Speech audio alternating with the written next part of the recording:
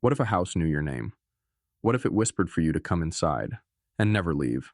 Sam had driven past the abandoned house every day on his way to work. It sat on the edge of town, surrounded by dead trees and broken fences. No one lived there. No one ever had as far as he knew. But one morning as he stopped at a red light, he heard it. A whisper.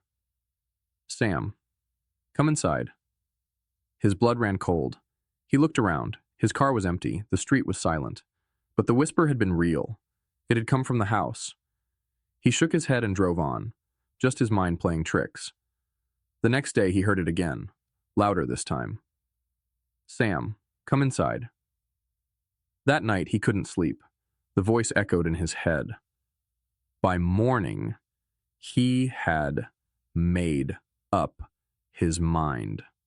He had to see for himself. He drove to the house, gripping the wheel so tight his knuckles turned white. It looked the same as always, old, rotting, abandoned. But as he stepped onto the porch, the door creaked open on its own. The air inside was thick, stale, heavy with dust. His footsteps echoed as he stepped into the darkness. Then, the door slammed shut behind him. A shiver ran down his spine. He turned back. No handle. No way out.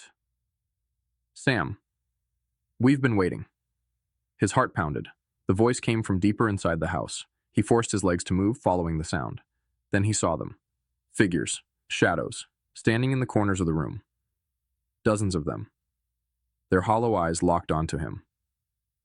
Welcome home, Sam, they whispered in unison. The walls shifted, the windows vanished.